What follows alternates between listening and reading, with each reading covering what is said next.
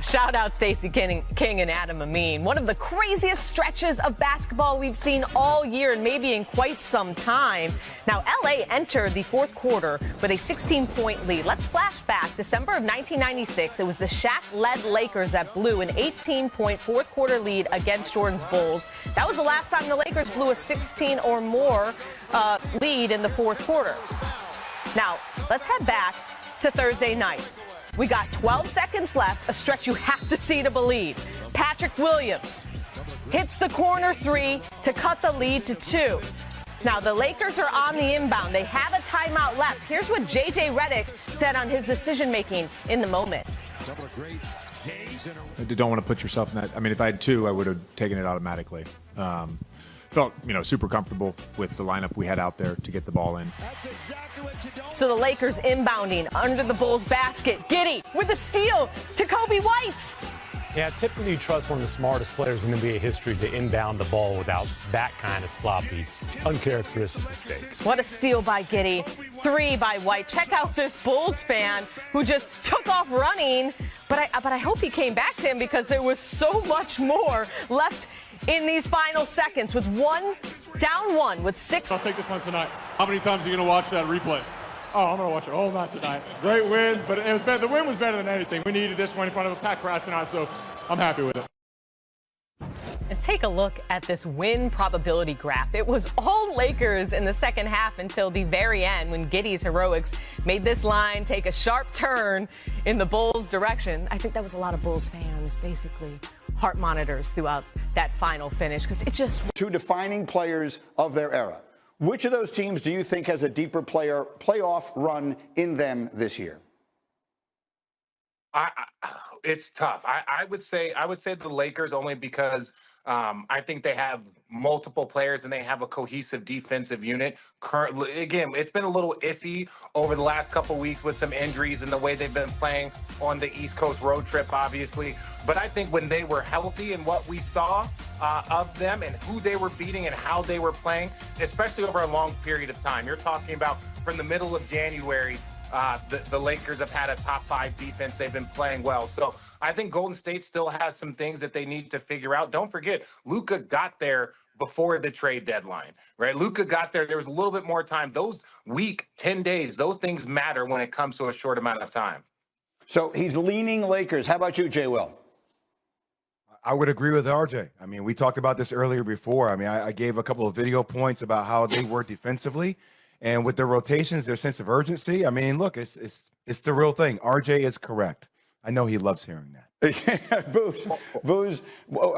Any votes for the Warriors in this conversation? I like the Warriors, but these guys are right. Clean sweep. Lakers have a better chance. Okay, and then one more. RJ, going to the East, and you obviously late in your career were there in Cleveland with LeBron and all the rest of that. I got a lot of Cavs fans who were mad because every single day on this show, all anyone does is tell me, well, Boston's unbeatable in the East. Clearly, it's going to be Boston in the East. No one can play with Boston in the East. And a lot of the fans in Cleveland are saying, in case you haven't noticed, we've had the best record in the conference from the moment the ball was first thrown up in October. So I guess I would frame it to you. What do you say to those people who say, you know what, this is the Boston Invitational in the Eastern Conference? For my Cleveland people, I hate telling good people bad things, but if the Boston Celtics are healthy with their depth, they are still the favorite team. That does not mean that they can't be beat, but I don't think anyone is betting good money on the Boston Celtics to lose. That being said, the Cleveland Cavaliers, in my opinion, and the OKC Thunder are the only 2 teams that are equipped to beat Boston. The one difference is for Cleveland, especially after they got DeAndre Hunter, they actually have to face Boston before the NBA Finals. So the only thing that can stop Boston to me is injuries. We've seen that with Porzingis. We've seen that with Jason Tatum. If they are healthy, it's an issue. What do you think, Booze? I agree. I think Boston's a team to beat in the Eastern Conference. I think Cleveland has a chance in the 7-game series. But if they're completely healthy, Tatum, Porzingis, and the rest of those guys, they play on both sides of the ball at an elite level. They're the favorite coming out. Jay Will. RJ, real quick, I got to ask you another question. We all know that about those 2 teams. You think LeBron is going to say anything today when that stuff comes out with Pat McAfee about Stephen A. Smith? You think he's going to tap into that at all? Yes. That guy. It got very quiet in here for very good reasons. You'll have to tune into McAfee. Yes, RJ isn't here. Okay, RJ, I got something else for you here. I got one more for you before we go. We're doing Way Back Wednesdays. This is a... Hey, Stephen A. introduced everyone. Monica and I here in studio hanging out on a Feel Good Friday. Gentlemen, ladies. What? Y'all standing up? Y'all standing up? Don't worry about what we're doing. I'm following. I'm just saying, if you, well, I know ain't no seat alive got Monica looking that tall. So I mean, I'm assuming y'all standing. You know, I'm just saying, I'm a little jealous because I mean, I wish I could stand up when I'm doing the show. That would be nice. Well, when you're here next week, if you want to stand, we'll stand. See what happens when you come in studio and don't hide in your bunker somewhere anonymous and glorious? No, it's called an undisclosed tropical location. Okay, you might want to change the music. It's kind of tipping people off. All right, let's dive in. To the West Coast we go. The Lakers were stunned by the Bulls last night in a wild finish. With LA leading by 5, Chicago was able to score 9 points in the final 12.6 seconds and win the game. The run included stealing a LeBron inbound pass and a half-court heave. The buzzer from Josh Giddey to seal the 119-117 victory. Both teams spoke about the crazy final moments post-game. Gentlemen. Let it fly with confidence. I missed 2 in a row before that, but let that third one go with confidence, and nothing but net. Way to come back. Big win against a good team in front of a packed crowd, so these guys are unbelievable tonight. I have to ask, have you ever made a half-court game winner before?